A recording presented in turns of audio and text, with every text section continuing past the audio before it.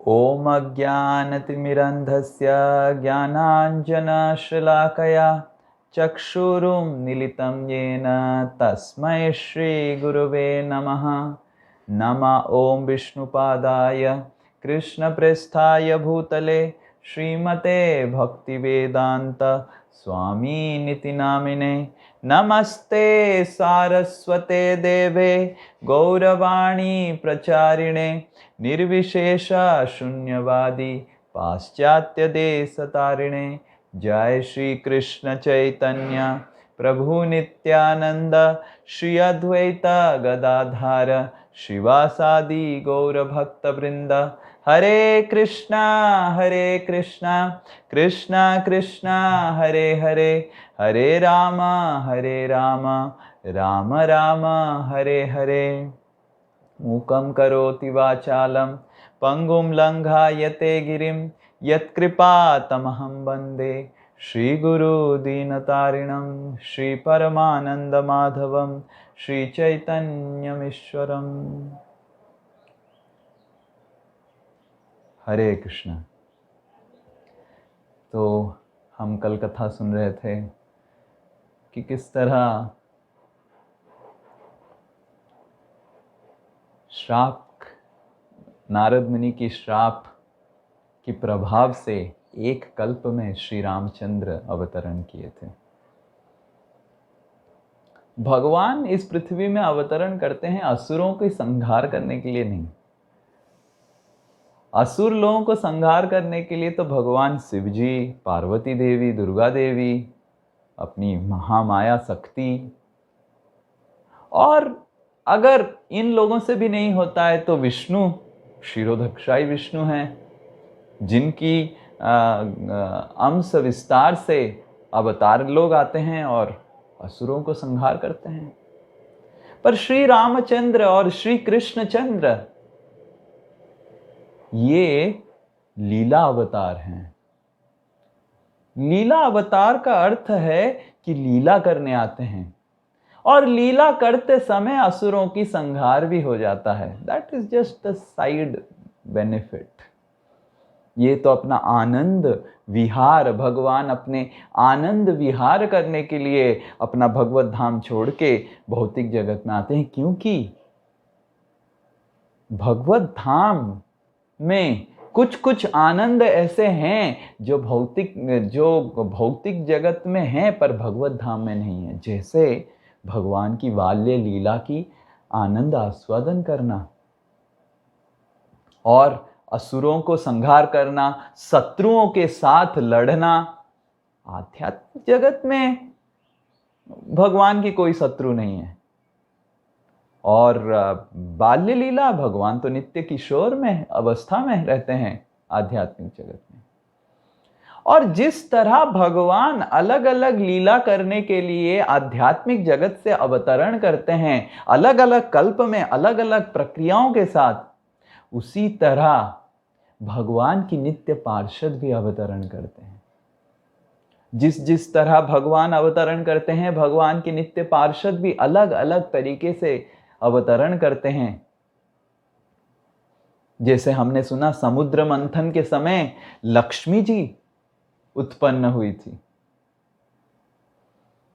तो उसी तरह तुलसी देवी, वृंद महारानी जो भगवान की नित्य पार्षद है, तुलसी मतलब जिनकी भक्ति का कोई सीमा नहीं है, वो भी अलग अलग कल्प में अलग अलग लीलाओं के साथ अवतरण करते हैं भगवान को आनंद प्रदान करने के लिए, भगवान के साथ लीला करने के लिए। एक कल्प में वृंदे देवी कालनेमी करके एक राक्षस के पुत्री बन के अवतरण की थी। कालनेमी एक बहुत ही शक्तिशाली राक्षस था। हिरण्यकशिपु के पुत्र हुए प्रहलाद महाराज और प्रहलाद महाराज के पुत्र हुए विरोचन। विरोचन के कई पुत्र थे, बलि महाराज उनके एक पुत्र थे और कालनेमी भी विरोचन के एक पुत्र थे। और ये कालनेमी की पुत्री बन के वृंदे देवी एक बार पृथ्वी में अवतरण किए थे। एक बार की बात है, इंद्र और बृहस्पति शिवजी से मिलने के लिए कैलाश गए। पद्म पुराण में नारद मुनि ये कहानी बताते हैं। तो शिवजी को मिलने के लिए जब कैलाश में इंद्र और बृहस्पति गए, शिवजी को प्रशंसा किए और बहुत शिवजी बहुत प्रशंसित हो गए। इंद्र और बृहस्पति की गुणगान सुन के और शिवजी बहुत प्रशंसित होके, आनंदित होके इंद्र को कुछ वर मांगे। शिवजी को पता था कि इंद्र के हृदय में थोड़ा गर्व और अहंकार है, क्योंकि वो इंद्र है। तो शिवजी जब पूछे कि इंद्र को कुछ वर मांगने के लिए, इंद्र वर मांगा कि मैं ऐसे एक युद्ध में शामिल होना चाहता हूं जिस युद्ध में आपको आके मेरा सहायता करना पड़े। तो ये सुन के शिवजी अत्यंत क्रोधित हो गए। और क्योंकि इंद्र कुछ समय पहले शिवजी को प्रार्थना किया था, आप महादेव हैं, जगत देव हैं, पूरे ब्रह्मांड के देव हैं, और कुछ समय के बाद बोल रहा है कि आपको मैं बुलाऊंगा, मेरे लिए आप युद्ध में युद्ध करेंगे। तो शिवजी ने जब इंद्र का ये अहंकार देखा, शिवजी का तीसरा आंख खुल गया और क्रोधित हो गए। और बृहस्पति और इंद्र इतने विचलित हो गए। बृहस्पति तुरंत स्तुति करने लग गए, क्योंकि बृहस्पति तो गुरु हैं, गुरु को तो अपना शिष्य इंद्र को बचाना है किसी तरह। तो गुरु, इस तरह हम देखते हैं, अगर शिष्य सही आचरण नहीं करता है तो गुरु को परेशानी हो जाता है। तो बृहस्पति प्रेम पूर्वक प्रार्थना करके शिवजी को शांत किए, इंद्र भी प्रार्थना किए, पर शिवजी बताए कि मेरा जो रुद्र से क्रोध जागृत हुआ है, उस क्रोध को मैं कहां फेंकूं, क्या करूं इस क्रोध का, क्योंकि नहीं तो ये क्रोध ब्रह्मांड को जला सकता है। फिर शिवजी ये क्रोध को गंगा, और ये मोस्टली पद्म पुराण में बताया जैसे वर्णन है पद्म पुराण में, तो गंगा सागर का वर्णन किया जाता है। पद्म पुराण में उल्लेख है कि ये जो क्रोध शिवजी का आके गंगा सागर, मतलब गंगा जी जहाँ सागर में, गंगा और सागर जी का जहाँ पे मिलन होता है, वहाँ पे उस क्रोध को डाल दिए, क्योंकि वो शिवजी का क्रोध था। एक तुरंत एक नवजात शिशु होके वो सागर में बहने लग गया, और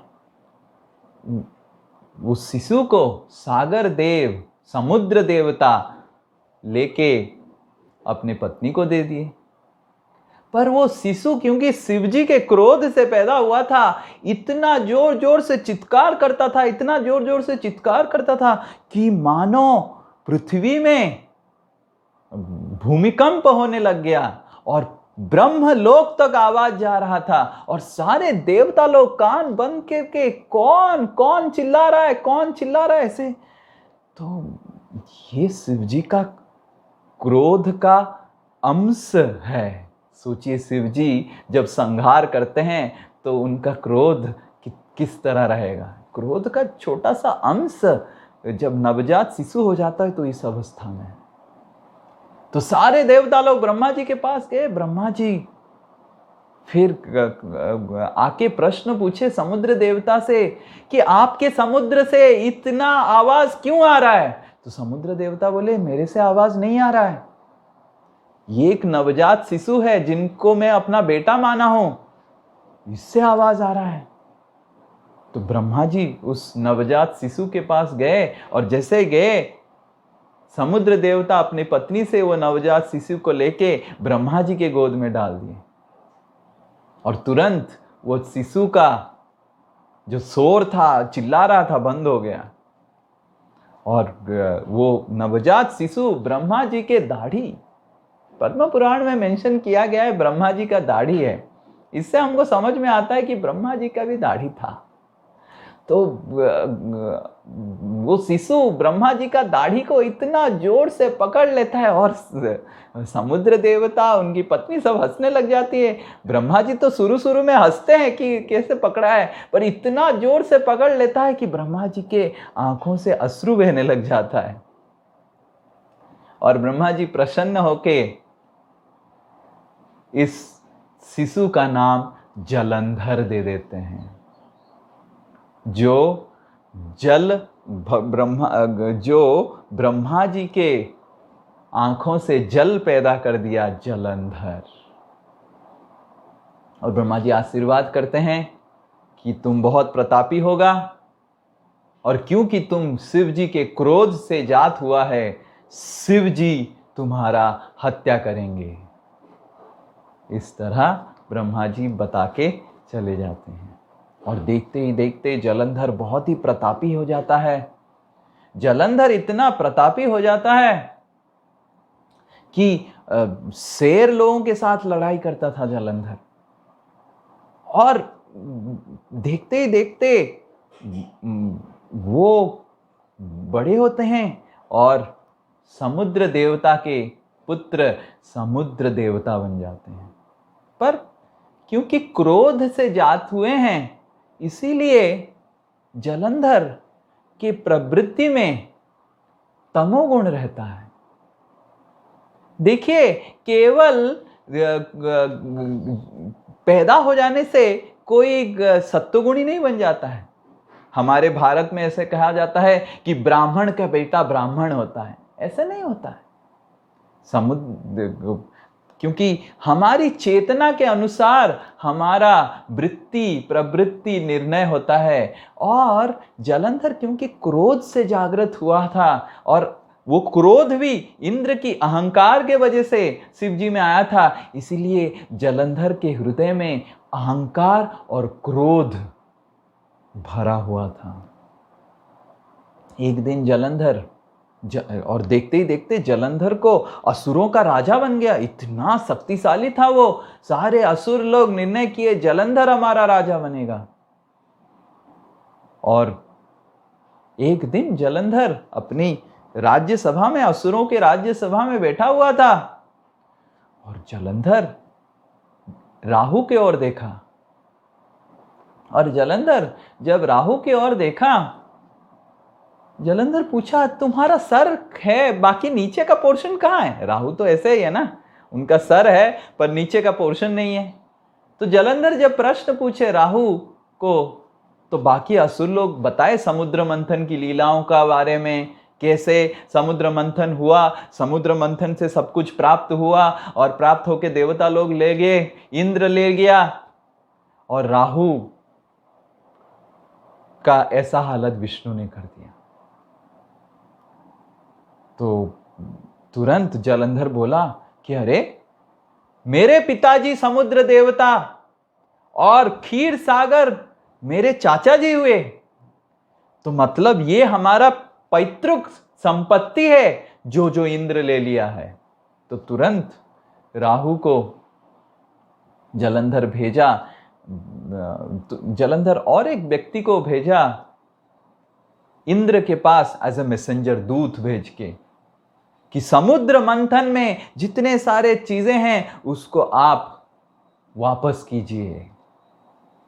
और जब इंद्र के पास पहुंचा, इंद्र हंसने लग गए, ये तो हमको विष्णु ने दिया है, हम क्यों वापस करें? तो जलंधर सारे देवताओं के ऊपर युद्ध के लिए चले जाते हैं और पूरा स्वर्गलोक में पहुंच जाते हैं बहुत सारे असुरों के साथ। और देवता लोग और जलंधर और असुरों लोगों के बीच में भीषण युद्ध होता है।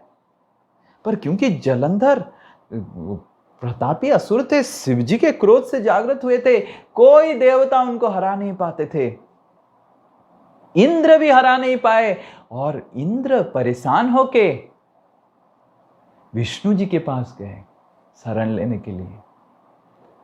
और जब इंद्र विष्णु के पास जाते हैं तो लक्ष्मी जी बताते हैं कि जलंधर तो मेरा भाई हुआ, क्योंकि लक्ष्मी जी भी तो सागर कन्या है, क्षीर सागर से पैदा हुई हैं, और ये तो मेरा भाई है। और देवता लोग आए हैं विष्णु के पास जलंधर के साथ युद्ध करने के, और जलंधर के साथ युद्ध करके जलंधर को हत्या करने के लिए। तो लक्ष्मी जी बोलते हैं आप अपने साला को कैसे मार सकते हैं। देखिए, ये एक वैवाहिक जीवन में एक समस्या हो जाता है कभी कभी। तो अब एक और देवता और एक और लक्ष्मी जी स्वयं,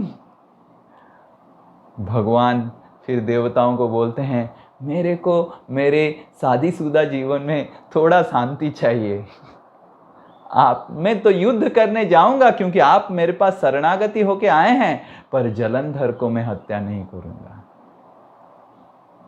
फिर विष्णु आते हैं और जलंधर और विष्णु के बीच में इतना घमासान भीषण युद्ध होता है कि कोई जीत नहीं पाता है। जलंधर एक हथियार यूज करते हैं, विष्णु एक हथियार यूज करते हैं। फाइनली दोनों हथियार त्याग करके कुश्ती में आ गए, और कोई no one was getting victorious. और देवता लोग देखते हैं क्या होगा क्या होगा, और फिर विष्णु जलंधर से बहुत प्रशंसित हो जाते हैं और बोलते हैं कुछ वर मांगो। जलंधर, विष्णु देखिए असुर है पर कितने बुद्धिमान है। जलंधर बोलते हैं कि मैं चाहता हूं आप और मेरी बहन लक्ष्मी आके मेरे साथ समुद्र में रहें। और विष्णु बोलते हैं तथास्तु। और इसीलिए विष्णु और लक्ष्मी अपने वैकुंठ धाम, इस भौतिक जगत में भी और एक वैकुंठ धाम है, उसको त्याग करके आके घर जमाई होके क्षीर सागर में रहने लग गए। श्वेत द्वीप, श्वेत मतलब क्षीर सागर, और विष्णु अपने शक्ति से एक द्वीप निर्माण किए और द्वीप में आके रहने लगे। जलंधर को, जो उनकी साला हुआ, उसको प्रशंसा करने के लिए, क्योंकि साला आनंद में रहेगा तो पत्नी आनंद में रहेगी, और पत्नी आनंद में रहेगा तो पति आनंद में रहेगा। ये वैवाहिक जीवन में आनंद का फॉर्मूला है, जो हम जैसे सन्यासियों को पता नहीं, पर भगवान को पता है और पद्म पुराण में बताया गया है। तो फिर जब जलंधर विष्णु और लक्ष्मी जी के साथ रहने लग गया, सोचिए, मान लीजिए प्रधानमंत्री नरेंद्र मोदी जी अगर गौशाला में रहते हैं तो गौशाला will become the hub of control of entire India, correct? उसी तरह जलंधर इतना बुद्धिमान था कि भगवान को ही अपना घर में बुला लिया, और जलंधर पूरा 14 भुवन में, त्रिभुवन में उनका पूरा पावर, सोवेर्निटी, साम्राज्य फैला दिया, और सारे देवताओं को अपना नौकर चाकर अलग अलग बना दिया। देवता लोग परेशान हो गए, बहुत दुखी हो गए। विष्णु भी कुछ कर नहीं पाए, ब्रह्मा जी तो कुछ करेंगे नहीं, तो कौन बचा? देवता लोग विवश होके फिर से कैलाश गए शिव जी के पास। और शिव जी के पास जब देवता लोग गए, बहुत प्रार्थना किए, उनका दशा सुनाए, बताए कि किस तरह जलंधर उनको अलग अलग सेवा में लगाता है, तो सब बताए। शिव जी जब सुने, और शिव जी ये भी सुने कि जलंधर को विष्णु भी मारे नहीं, ये अलग, शिव जी को समझ में नहीं आया कि विष्णु क्यों नहीं मारे। तो शिव जी तुरंत स्तुति की। पहले तो ही has to understand the reason, कि जैसे मान लीजिए कोई और फाइल हैंडल करता है, मान लीजिए आप एक पेशेंट है, मरीज हैं, आप एक डॉक्टर के पास जाते हैं, डॉक्टर को समझाते हैं, सब कुछ बोलते हैं, और डॉक्टर को पता चलता है कि आप दूसरे डॉक्टर के पास से आ रहे हैं छोड़ के, तो डॉक्टर तो पूछेगा ना दूसरे डॉक्टर से, इस पेशेंट का क्या हिस्ट्री है, ये है वो है, क्यों आपने उसको त्याग कर दिया और ये मेरे मेरे शरण में आ रहा है, ऐसे पूछेगा। तो शिव जी भी ऐसे ही बोले, अरे ये देवता लोग मेरे पास आए हैं और विष्णु ने उनको शरणागति नहीं दे पाए। तो शिव जी तुरंत प्रार्थना करने लगे, स्तुति करने लगे। और पद्म पुराण में मेंशन्ड है कि शिव जी का स्तुति सुन के विष्णु आविर्भूत हुए। और शिव जी पूछने लगे कि प्रभु भगवान, आपने उसको मारा क्यों नहीं? तो भगवान बोले, लक्ष्मी जी ने मेरे को बोला नहीं मारने के लिए, तो इसीलिए मैं मारा नहीं। और तो और ब्रह्मा जी ने भी इसको वर दिया है कि आप ही उसको मारेंगे, आप ही उसका वध करेंगे। और मैं अगर वध कर देता, मैं अपने पत्नी को तो संभाल सकता था, पर ब्रह्मा जी का जो वर है वो सच साबित नहीं होता, मिथ्या हो जाता। इसीलिए मैं उसको मारा नहीं, आप ही उसको मार सकते हैं।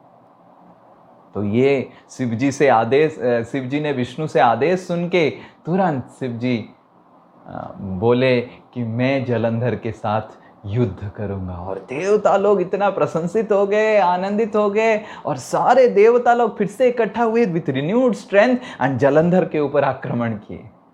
और Shiv ji was the commander, Kartikeya, Ganesh and सब लोग पहुंच गए। और जब पहुंच गए तो बहुत बड़ा युद्ध हुआ। और जब बहुत बड़ा युद्ध हुआ, युद्ध में Jalandhar was so invincible, no one was able to conquer Jalandhar. And सारे लोग, शिवजी को भी हैरानी हो रहा था। और ऐसे तो कभी कभी लग रहा था कि जैसे शिवजी परास्त हो जाएंगे और जलंधर शिवजी का वध कर देगा। तो ये समाचार सुन के पार्वती देवी बहुत विचलित हो रही थी। और पार्वती देवी ध्यान मग्न होके, पार्वती देवी को समझ में आया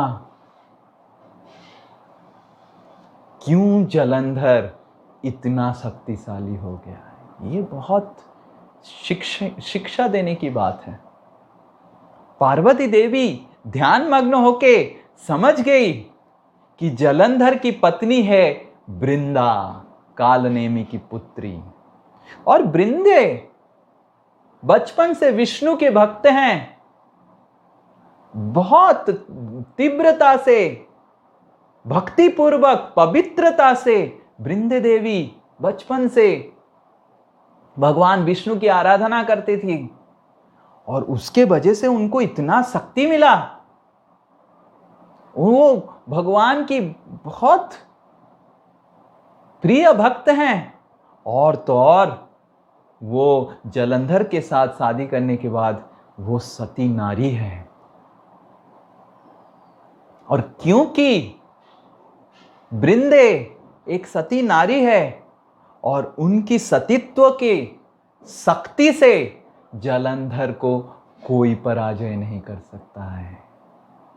तो this is the power of chastity of someone's wife. How much husband should be grateful of their wives.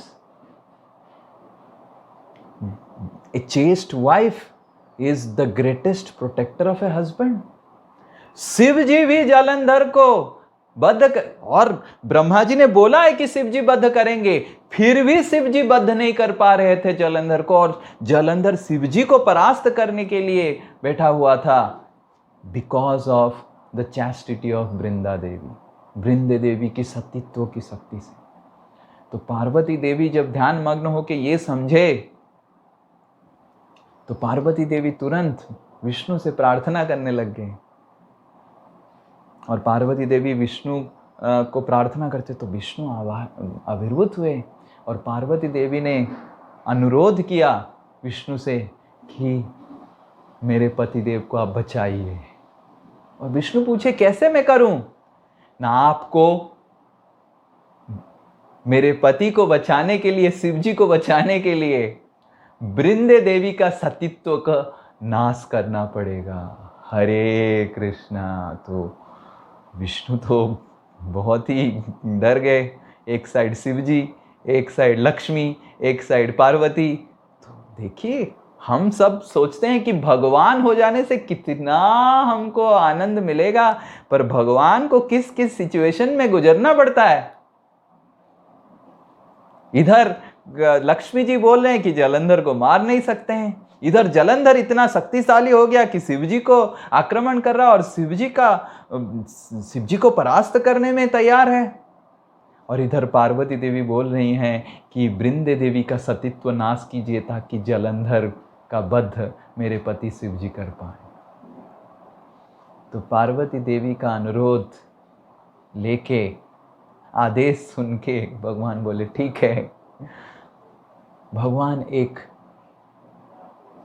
सुंदर सा सन्यासी बन जाते हैं और अपने शेष मतलब लक्ष्मण और या मतलब बलराम जी अपनी सैया शेष बेड उसको अपना शिष्य बना देते हैं और भगवान पहुंच जाते हैं। और भगवान विष्णु की माया से वृंदे देवी अलग अलग गलत सपने देखने लग जाते हैं, अपशकुने देखने लग जाते हैं। तो वृंदे देवी इतना परेशान हो जाती हैं, तो विचरण करने लग जाती हैं अपने सहेलियों के साथ, सखियों के साथ, क्या हो रहा है क्या हो रहा है, इतना अलग गलत गलत सपने देख रहे हैं। और किस तरह वृंदे देवी महल से निकल के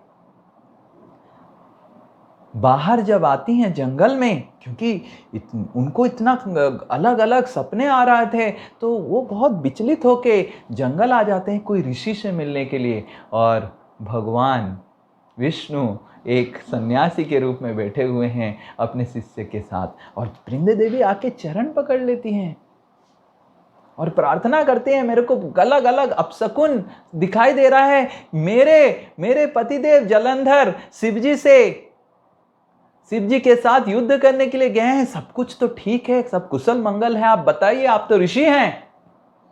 तो तुरंत भगवान इशारा करते हैं तो 2 बंदर आते हैं और 2 बंदर जलंधर का सर, जलंधर का कुछ हाथ पैर कटा हुआ, रक्त से डूबा हुआ लेके आते हैं।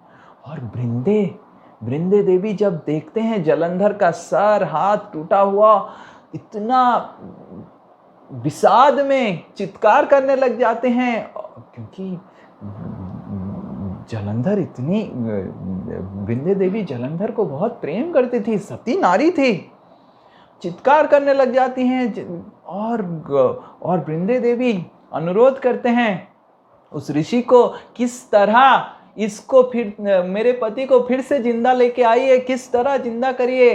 तो जब ऋषि सुनते हैं तो ऋषि जो विष्णु है वृंदे देवी को बता रहे हैं कि ये तो शिव जी से वध हुआ है, इसको कोई वापस नहीं कर सकता है, पर फिर भी क्योंकि तुमने मेरे को ऐसे प्रार्थना किया और शरणागति किया, इसीलिए मैं इसको कुछ समय के लिए फिर से जीवन दान दूंगा। और ये बोल के ऋषि अपने शक्ति से, जो विष्णु है, तुरंत जलंधर को फिर से जीवित कर देते हैं। और जब जीवित कर देते हैं, वृंदे देवी इतना आनंदित हो जाती हैं और वृंदे देवी और जलंधर फिर चले जाते हैं, अनेक दिन तक विहार करते हैं जंगल में। और फिर वृंदे देवी और जलंधर महल जाते हैं। और एक दिन महल में जब वृंदे देवी सेवा कर रही थी जलंधर की, वृंदे देवी अपनी हाथ ऐसे जलंधर के बाहों को ऐसे डाल के रखी थी, तो तुरंत जलंधर ऋषि बन जाते हैं, जो ऋषि को वृंदे देवी कुछ दिनों पहले देखा था। तो वृंदे देवी को पता चल जाता है कि ये जलंधर मेरी पत्नी नहीं, ये ऋषि है। और तुरंत ऋषि चतुर्भुज नारायण बन जाते हैं वृंदे देवी के सामने। वृंदे देवी दंडवत करती है और इतना गुस्सा हो जाती है, वृंदे देवी चित्कार करने लग जाती है, आप मेरे नाथ हैं, आप मेरे प्रभु हैं, और आपने ऐसा किया मेरे साथ, मेरी सतीत्व का नाश किया, एक सती नारी का सतीत्व नाश किया। आप इतने निष्ठुर हैं, आप इतने छल करते हैं। जिस तरह आपने छल करके एक ऋषि सन्यासी बनके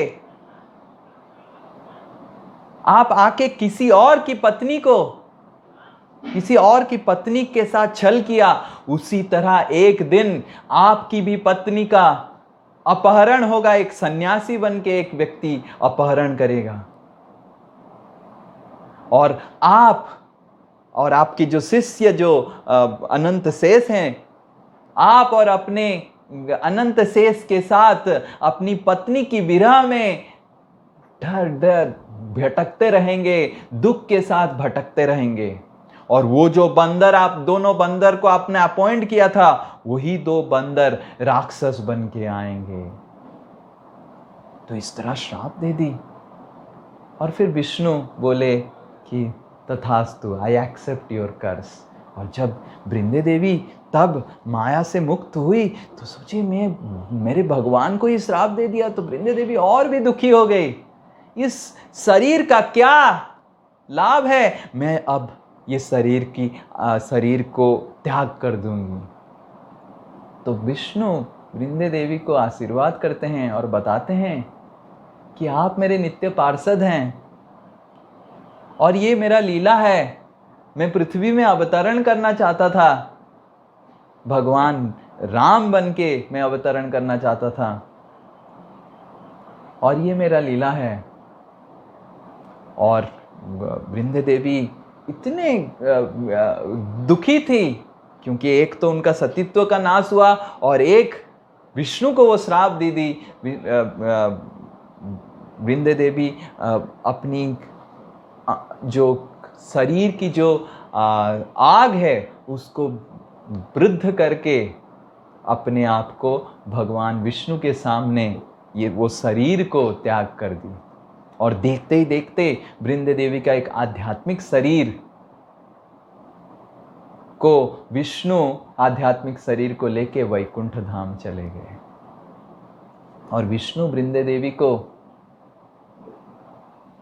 आशीर्वाद करते हैं कि आपकी जो हेयर्स, केस हैं, वो केस आपके तुलसी जो वृक्ष है वो रूप में पैदा होंगे पृथ्वी में। और आपकी तुलसी की पत्ता जब तक मैं देखूंगा नहीं, कोई भी चीज़ ग्रहण नहीं करूंगा। तब से हम तुलसी इधर लगाते हैं, तुलसी की माला पहनते हैं, और तुलसी का भोग भगवान विष्णु को, तुलसी का भोग नहीं रहेगा तो भगवान विष्णु भोग को ग्रहण नहीं करते हैं। और जब वृंदे देवी अपने आप को बद्ध कर दी और विष्णु वृंदे देवी को ले लिए, इधर शिव जी जलंधर का भी हत्या कर लिए। और जैसे ही जलंधर का हत्या हुआ, जलंधर तो क्योंकि शिव जी के क्रोध से जागृत हुआ था, वो क्रोध फिर से वापस जलंधर शिव जी के शरीर में प्रवेश कर लिया। तो इस तरह वृंदे देवी तुलसी विष्णु को श्रापित किए थे, और एक कल्प में तुलसी देवी के श्राप को सच साबित करने के लिए भगवान राम और लक्ष्मण और भरत और शत्रुघ्न होके इस धरा में अवतरण किए थे। गोस्वामी तुलसीदास बताते हैं, हरि अनंत हरि कथा अनंता, कहई सुनई बहु विध साधु संता। भगवान की कथाएं अनंत है, भगवान की लीलाएं अनंत है, और अनेक अनेक साधु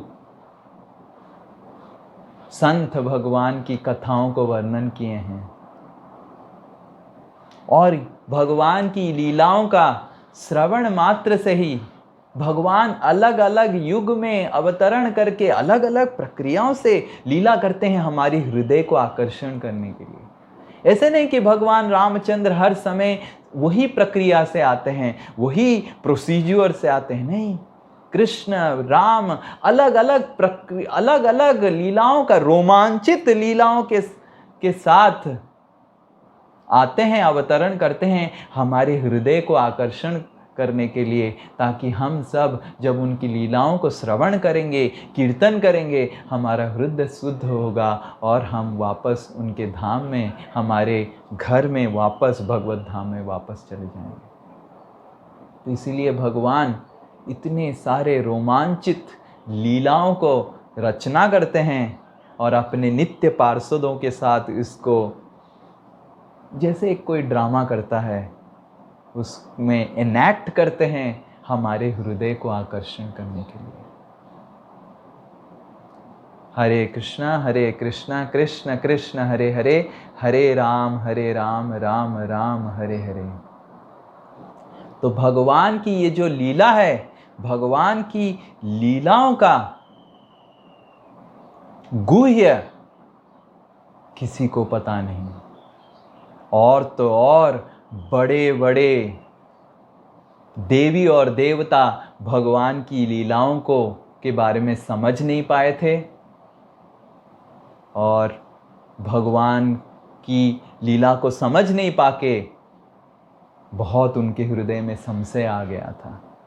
कल की कथा में हम सुनेंगे कि किस तरह बड़े बड़े ऋषि लोग और स्वयं पार्वती देवी भी भगवान रामचंद्र की लीलाओं को के ऊपर संशय की थी।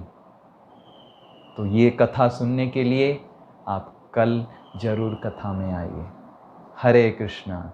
जय श्री रामचंद्र भगवान के, जय सीताराम लक्ष्मण हनुमान की, समवेत गौर भक्त वृंद की, निताई गौर प्रेमानंदे।